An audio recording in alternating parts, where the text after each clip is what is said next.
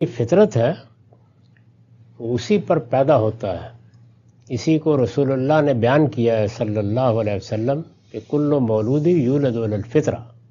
جب بچہ پیدا ہوتا ہے تو بالکل فطرت پر ہوتا ہے، لیکن یہ کہیں جنگل میں یا ہمالیہ کی ترائی میں جنم لے کے پرورش نہیں پاتا، کسی معاشرے کے اندر جنم لیتا ہے. تو معاشرہ بہت کچھ سکھانا شروع کر دیتا ہے، والدین سکھاتے ہیں، اعزہ سکھاتے ہیں، اقربا سکھاتے ہیں، گرد و پیش کا ماحول سکھاتا ہے. اس کے نتیجے میں فطرت پر حجابات آ جاتے ہیں، پردے پڑ جاتے ہیں. ان کو دور کرنے کے لیے انذار کی، خبردار کرنے کی، تعلیم کی، تربیت کی، دعوت کی ضرورت ہوتی ہے.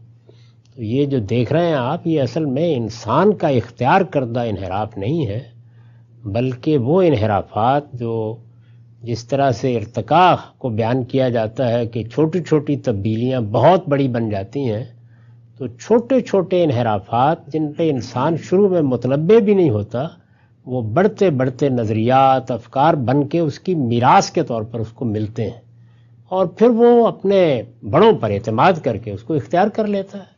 اگر آپ دیکھیں کہ رسول اللہ صلی اللہ علیہ وسلم کی دعوت کے مقابلے میں قریش کے بڑے دانشور اور ان کے زعماء کیا کہتے تھے کہ یہ وہ چیزیں ہیں کہ وجدنا علیہ آباءنا، ہمارے آباء و اجداد نے ہمیں اسی طرح بتائی ہیں. جی. تو آباء پر، بڑوں پر، اپنے ماضی کی بڑی شخصیات پر اعتماد ہے جو اس کا باعث بنتا ہے.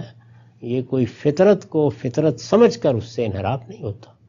اسی لیے انسان کو جیسے ہی شعوری طور پر توجہ دلائی جاتی ہے تو وہ محسوس کر لیتا ہے کہ یہ سب میں نے کیا کیا ہوا تھا، یہ محض توہمات تھے.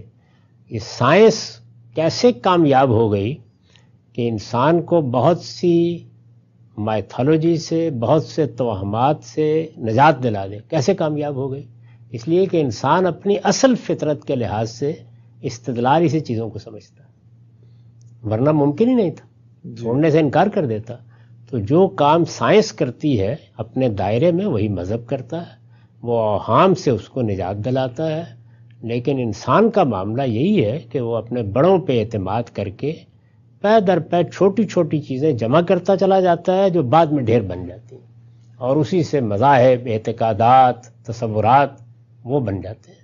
اس وقت آپ دیکھ لیں کہ ہمارے دین سے بڑھ کر کس چیز نے یہ تعلیم دی ہے کہ تم دلیل اور حجت کی بنیاد پر گفتگو کرو.